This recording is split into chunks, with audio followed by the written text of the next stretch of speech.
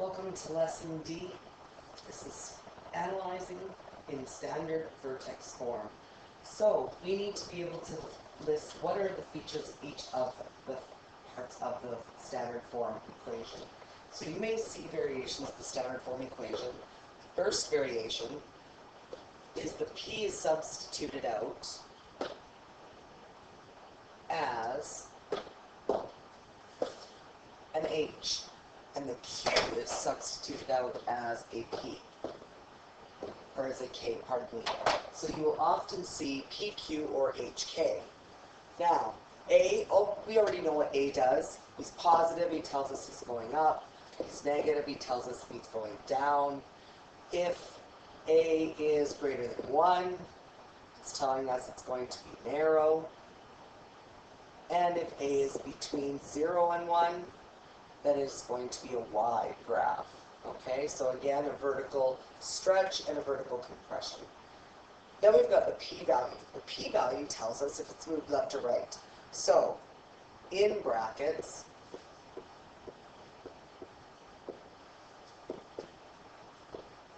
x minus 2 squared,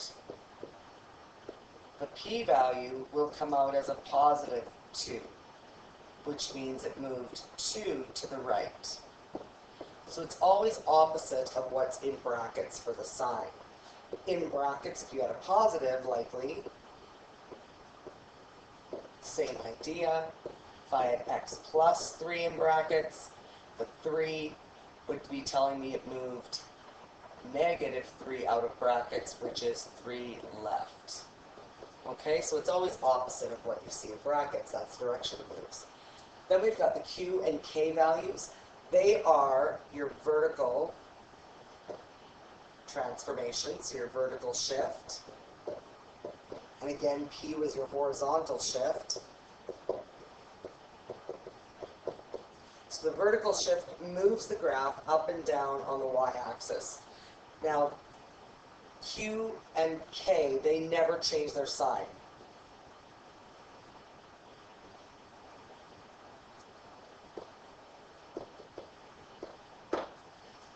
The P and the Q and the H and the K give us our actual vertex. So our vertex is actually at PQ, or using HK, vertex is at HK. So we're going to investigate this further. Let's take a look at a question. This one asks us to determine the axis of symmetry using x-intercepts. So this is a review from the previous lesson. So when we've got x-intercepts, again, these are not the factors. Yes, they're in brackets, but they're according to point. So these are the actual x-intercepts. So how do we determine axis of symmetry given the x-intercepts? We add them, and then we divide by 2. So we're going to get 6 divided by 2, which is equal to 3. So that means my axis of symmetry is at x equals 3. Okay, let's take a look at both of the graphs. Now when we see a graph, we have to take a look at our axes. So first of all, check the x and y axes to see what they go up and down by, so to see what they count by. And that's called their increments. So we're going to notice here that if I've got an 8 right there, and I'm a difference of 4 spaces, that means they're counting by 2s. So 2, 4, 6, 8. So these guys are going up by 2 every time. Whereas the y-axis, that was the y-axis, the x-axis left and right is just going up by 1s. Okay? So these guys are going up by 1s. That does not change what our vertex is, but it might change what we think our digit for the vertex is. So if we take a look now, our vertex is at positive 1 and positive 2. Right here, positive 1 and positive 2. Again, that's why we had to find the increments. Over here, same idea. You're counting by 2's going down, and that's going to affect the number for our vertex. So our vertex in this case is going to be at -3 and -4. All right, let's take a look and see what kinds of transformations we have in vertex form. This is where we need to identify our vertex, and we're going to identify what actually happened to the graph. So we're going to identify our transformations as well. So, first of all, we'll take our vertex out of the equation. The vertex is at P, Q. Well, there's our P number and our Q number, but remember, P is always the opposite sign of what you see in brackets. So this vertex is going to come out as a positive 1, and then Q never changes his sign. So this tells us it moved 1 to the right and 2 up. Taking a look at the second example, example B, we'll notice our vertex is at -3, opposite side of what's in brackets, and +6. Okay, the Q value is always the identical sign. What does this tell us about the graph? It moved 3 left, and it went 6 up. Taking a look at letter C, our vertex is at +4, -7. Again, the one in brackets comes out as opposite. And this tells us it moved 4 to the right and 7 down. We wouldn't say -7 down. The down part means that the answer is negative. All right. Well, what if we don't have a p-value or we don't have a k-value? Well, that actually helps us out. If we don't have one of the values, the other value must be a 0. So in this case, on letter D, we don't have a p-value. Since we don't have a p-value, our p-value is 0. So our vertex is 0, 5. This is still our Q value.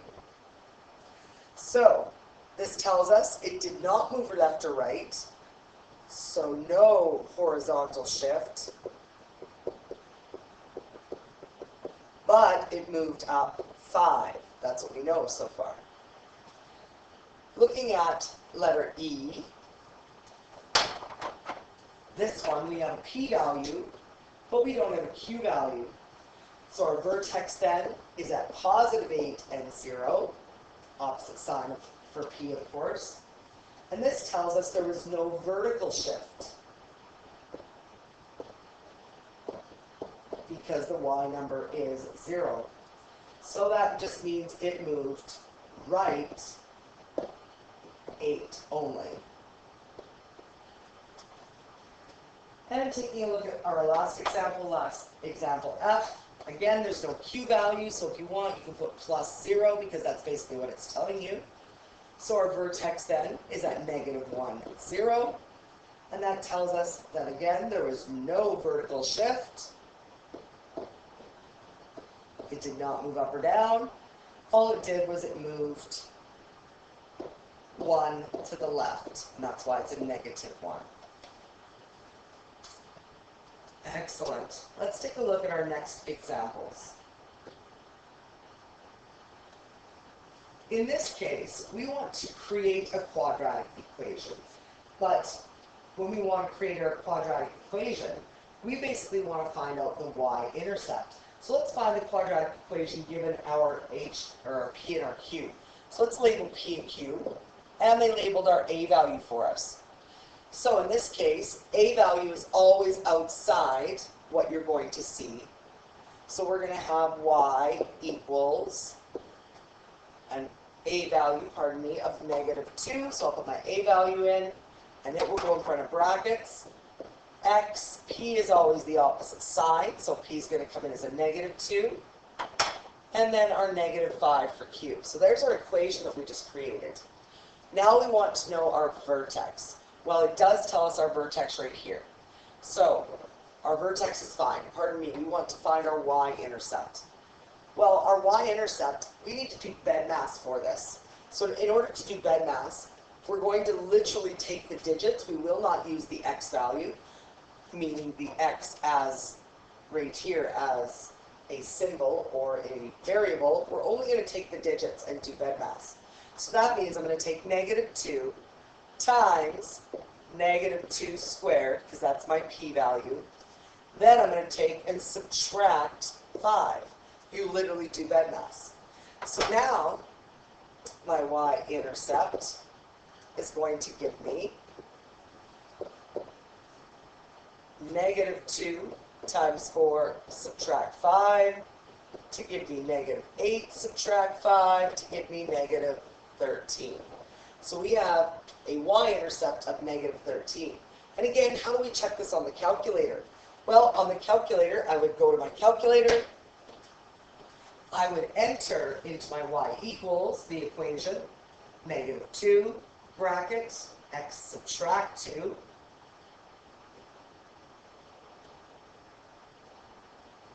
subtract 2 brackets squared and subtract 5.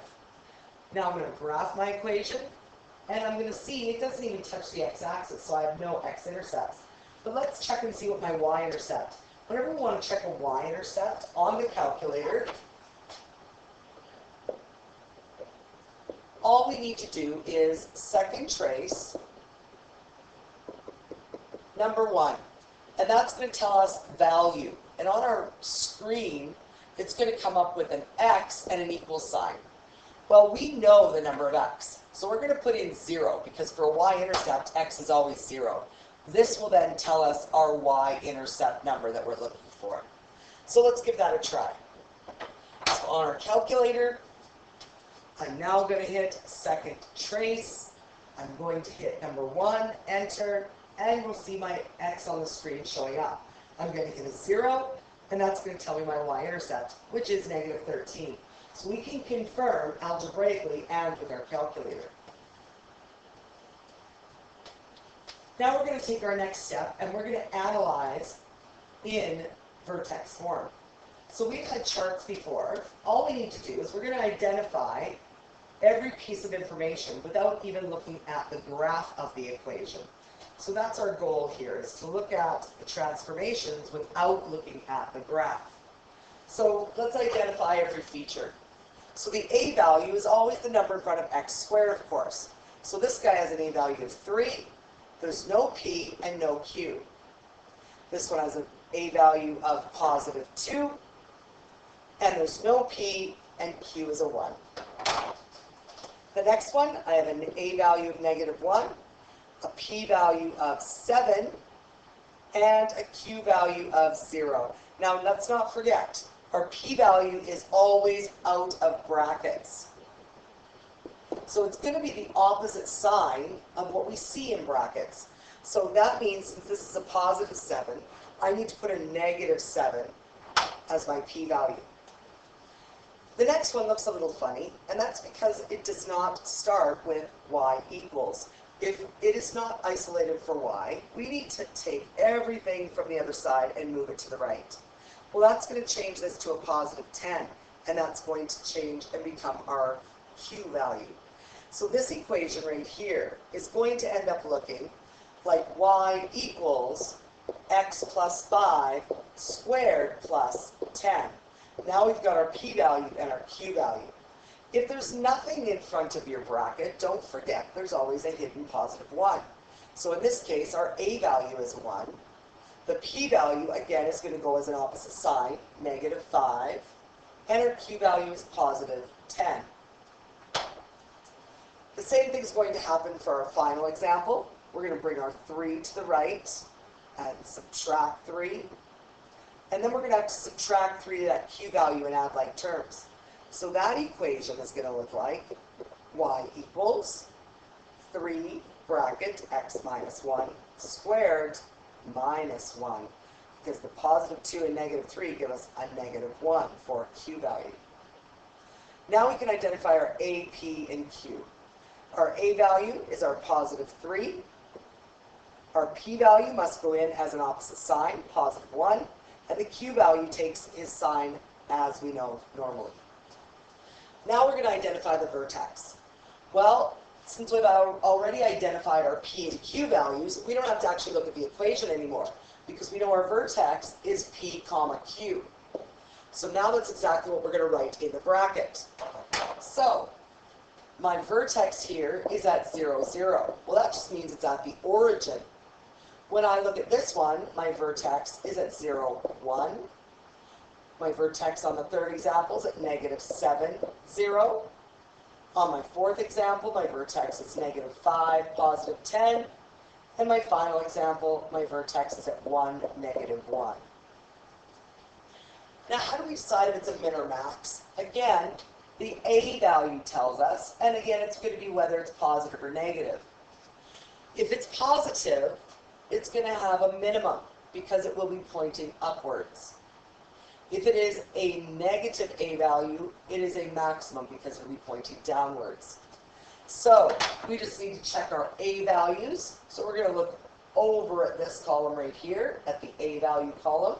We're going to check and see if it's positive or negative. We have a +3, so we're going to have a minimum value. Over here we have a +2, again a minimum value. A negative number will have a maximum value.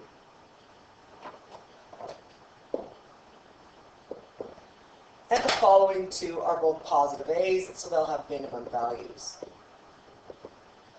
Our axis of symmetry, that is P outside of brackets. So we literally just have to write everything down in the P column. So again, and it's an equation, which means they have to start as x equals. So you will write x equals in every box. Now we're going to write the axis of symmetry. Again, it's just our p-values. 0, 0, -7, -5, +1. Domain for every quadratic equation, unless we are problem-solving specific, is always an element of the real. So XER, and that will be for all of them. The range is dependent on the min or max value. If it is a minimum value, the range will start with an arrow pointing to the right.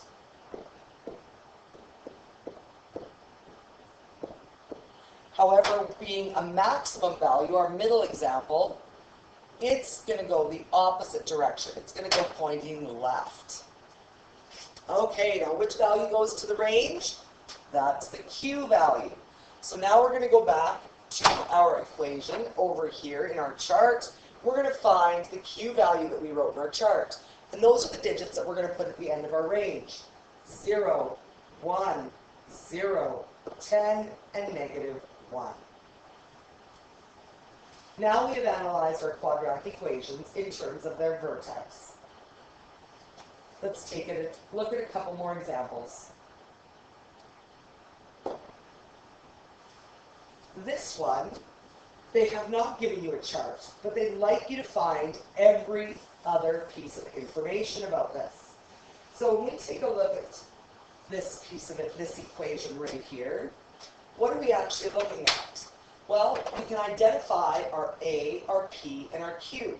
How do I know I've got P and Q and not a B or a C? Well, it's not general form. We're in vertex form. And vertex form is going to have our vertex at P, Q. So, the direction of the opening, well, that's our A value. And it's negative. So that means it's going to be going down. Okay, so it will be going down. Our vertex, remember, the P value will come out of brackets as opposite. So it will be -2, and Q keeps his sign, -3. Axis of symmetry we get from the vertex. It is the x of the vertex. So we will say it is x equals -2. Now we need to find our x and y intercepts. Well, once we actually graph this graph, we're going to notice, let's plot it properly. We're going to go left 2 and down 3. 1, 2, 3. There's our vertex at -2, -3. And our y-intercept. We need to find the y-intercept. If we do it algebraically, we're going to have -2 times 2 squared minus 3. Remember, we've got to do this algebraically, so we do BEDMAS. We take all of the numbers from the equation up here, we just remove the x from the equation. Now we do BEDMAS. -2 times 4, subtract 3, gives me -8, subtract 3, which gives me negative 11. So my y-intercept is at 0, negative 11. So that'll be way down here. So now I know my vertex and my y-intercept. Well, if we take a look at this graph now and sketch it, we're going to notice that it doesn't touch our x-axis. If it doesn't touch our x-axis, that means there are no x-intercepts. So in this case, we have no x-intercepts, we only have one y-intercept. Our domain, of course, is XER, and the range is going to use the Q value. Since it is going down, the range is going to be y must be lower than or touching. And it's going to be the maximum number. So we need our range up here, I'll put them over here, and we need our maximum number, which is Q. Our Q value is negative 3. So there's our range. Make sure you've got your information copied down. This next one, this is your practice question, okay? This is the question you need to do for practice. Push pause now or play when you're ready, and I will fill in the answers for you and make sure you match. Welcome back. Let's just check and make sure that you had your chart filled out correctly. Let's fill it out here now together. A values.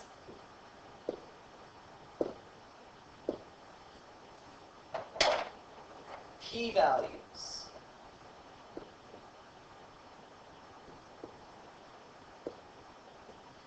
Negative R there. Q values. 9 will come over. W comes over. Our vertex. 0, 5. Negative 3, negative 4. Negative 6, negative 8. Negative R, positive W. Min or max? Well, again, we're going to look at our A values. They are all positive 1 for the A values, which means they're all going to be going up. And if they're all going to be going up, that means we are going to be having a min value.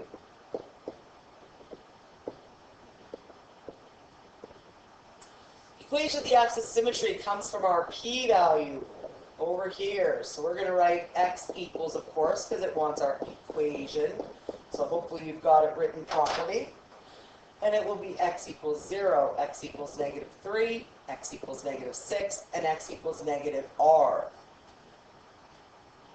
As we've discussed before, the domain is always x is an element of the real, XER, for every single one of them, unless we are problem solving specific.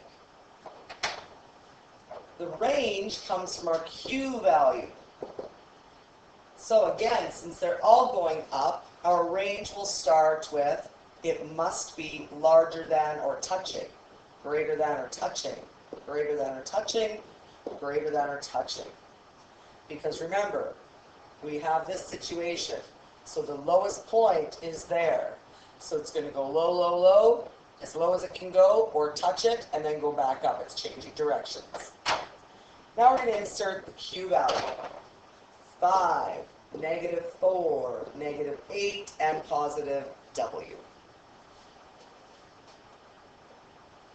Okay, only a couple of features left on this lesson. The first one is we need to be able to solve for the A value now. That is the last thing we need to be able to do. So, we need to be able to create equations. We can create equations in factored form, or vertex form, or general form. But in order to do so, we need to know what the A value is. The A value can be found using different features on our calculator. However, we need to do the BEDMAS and the algebraic solutions. So, in order to do so, which equation do you use? It all depends on the information that you're given. If you're given x-intercepts, you will use factored form, so you can put them in for the factors m and n. If you are given the vertex, you will use vertex form, so that you can put in the p and q values.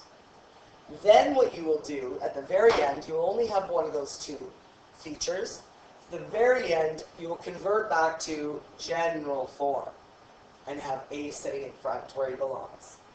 So let's take a look, and we're going to do all the steps. They're there for you to read when I'm not with you, but we're going to do the example together. So we have the equation. It's giving us the x-intercepts. So that tells me I need to use my factored form. So I'm going to put in my factored form. My A value we don't know. I have an x and an x, and now I'm going to put in my x-intercepts.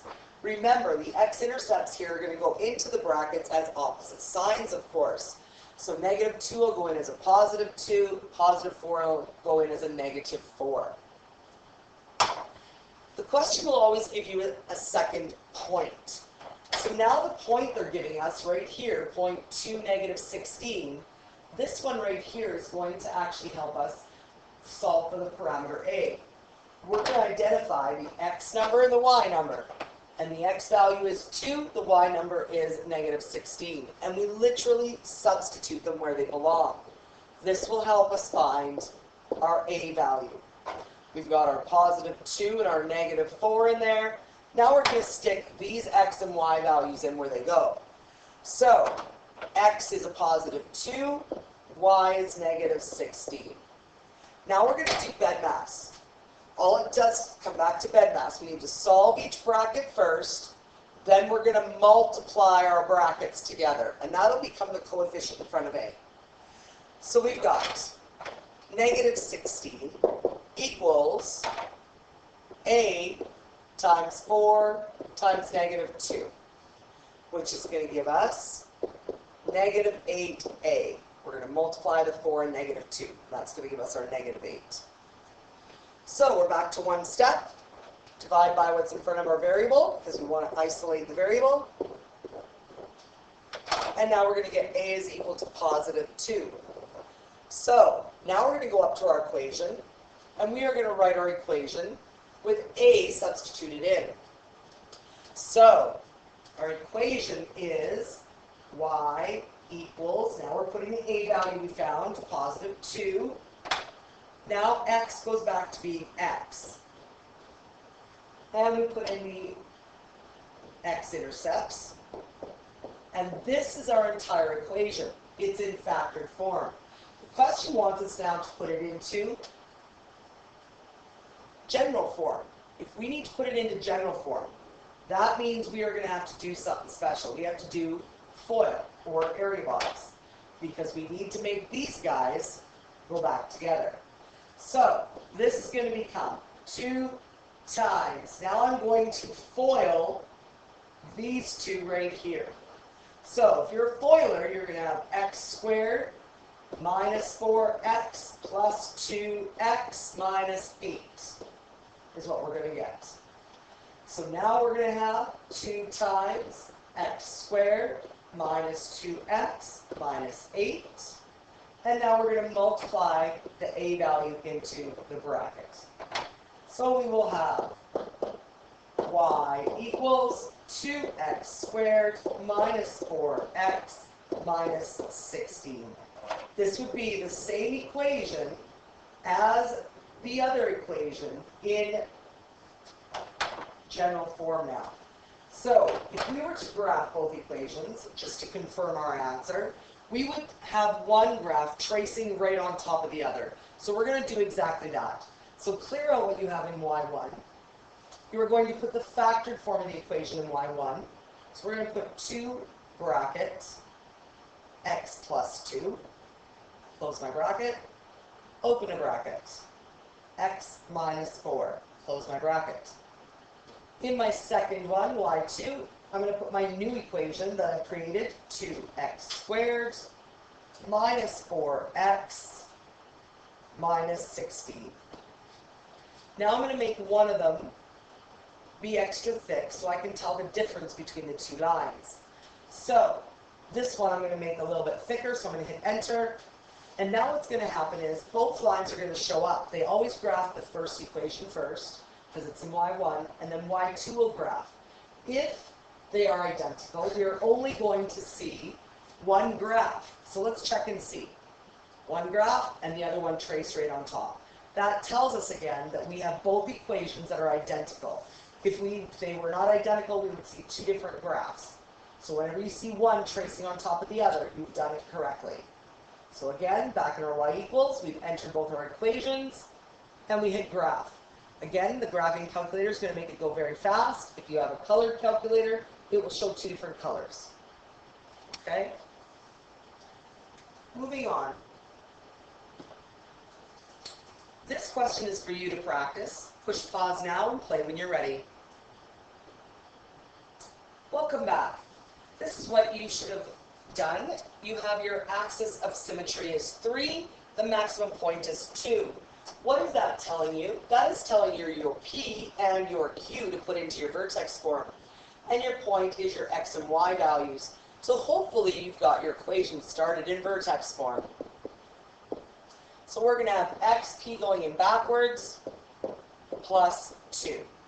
Now we're going to substitute in for the X and the Y. We'll have our minus 3 and our plus 2 on the end. So we're going to substitute in 5 for X and 0 for Y. Now, hopefully you've done your bed mass correctly. We're going to have 0 equaling. This is going to give us 2 squared plus 2. Okay, well, the first thing we're going to do now is we're going to take our 2 to the other side. So we're going to say subtract 2, subtract 2. 0 subtract 2 is a negative 2, equals the 2 squared is going to become a 4 sitting in front of our coefficient as a coefficient of A. Last step, dividing by your 4, you should get A is equal to negative 1/2. So let's redraw our equation. Our equation is going to look like Y equals negative 1/2 X minus 3 squared plus 2. So at positive 3 and positive 2, there is your vertex point. Okay, there's our vertex point. Now we need to find our y-intercept. Remember, the y-intercept is always 1/2 times negative 3 squared plus 2. So literally, when we want to find out our y-intercept, we take x out of the equation, and then we do bed mass. So we've got 1/2 times 9 plus 2. Well, that's going to give me 4.5 plus 2, which is equal to 6.5. So that means that's a negative 1/2, so that's a negative 4.5, which will change my answer, pardon me, to a negative 2.5. So now here at negative 2.5 is our y-intercept. So we can now sketch our graph roughly. Hopefully you sketch better than I do. Okay, make it go through negative 2.5 roughly. And now we're going to change it to general form. Changing our equation to general form, all it requires us to do, again, is bed mass. So we've got y equals negative 1/2 x minus 3 squared plus 2. So doing bed mass, I'm going to have to square this first. So that means I'm going to be doing FOIL on this set of brackets, FOIL or area box, to give me x squared minus 3x minus 3x plus 9 plus 2. I'm going to add like terms, negative 1/2 x squared minus 6x plus 9 plus 2. Again, we're going to multiply our coefficient into our brackets. So we're going to get negative 1/2 x squared, positive 3x, negative 4.5, plus 2. Now these two we're going to have to add together. This is going to give us a final equation of negative 1/2 x squared plus 3x minus 2.5. And in general form, we've got our A value, our B value, and our C value. Our C value tells us our y-intercept, and that is the value we found up here as our y-intercept. They match, which means we have done our equation correctly. We can also check our equation in our calculators to make sure both equations trace on top of each other. So we're going to do exactly that. So we're going to type in our y equals the equations we see. The first one I'm going to type in negative 0.5 bracket x minus 3 bracket squared plus 2. And in the following one, I'm just going to type right over top of it. I'm going to go negative 0.5 x squared 0.5 x squared plus 3x minus 2.5. Now let's see if they trace on top of each other. I'm going to make the second one thicker. So let's check our graph. It's going to go very, very fast, so make sure you watch. First one's going to go, and then the second one will trace on top if they're identical. Let's check it out. There we go. They're identical. Well done. Hopefully you've got those answers in your book. Last one. We want the equation of these graphs. So for each situation, you were given 3 points. This question here was given no x-intercept, but you're given the vertex. Since you're given the vertex and no x-intercept, you're going to use vertex form. So our y equals ax squared. Now we're going to put in our p and q values. Let's identify our vertex. It is at positive 3, positive 2. That's where they would meet in the middle if we got them to meet, okay? So that means vertex positive is going in as a negative 3, and our positive 2 is coming down. So there's our P and our Q. Again, we're going to use one of these points. It does not matter which one. You're just going to use one of them to put in for your x and y numbers so we can solve for A. So we're going to use the first point, just because it's the first one I see. And my coordinate point is at positive 1, positive 4. So at 1, 4. That gives me my x and my y numbers to put in for x and y. So y is 4.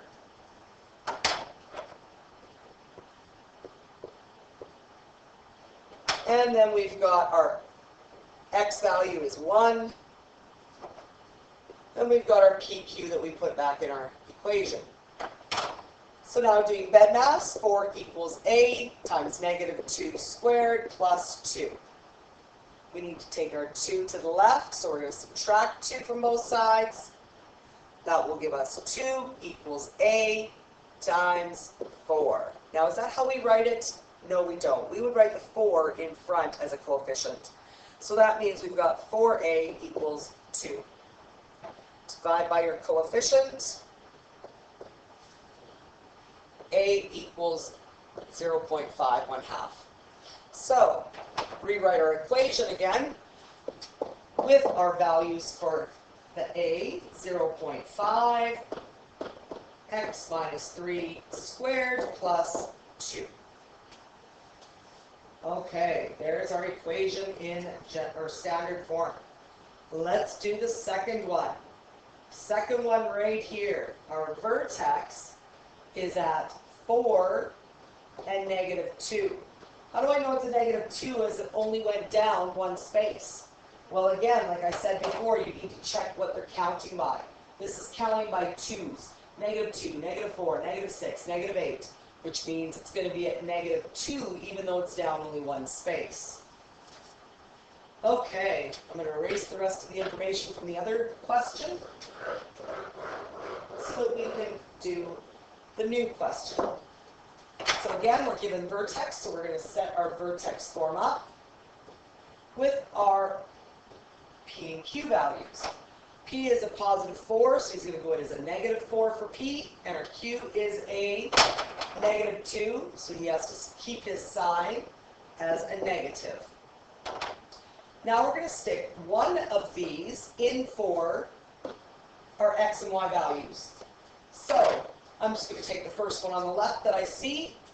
And again, like I said, they're going down by 2's. So it's actually going to be negative 14 for a y value. And the x value is positive 2. So these are the x and y numbers we're going to put in for x and y. Negative 14 for y, and x is 2.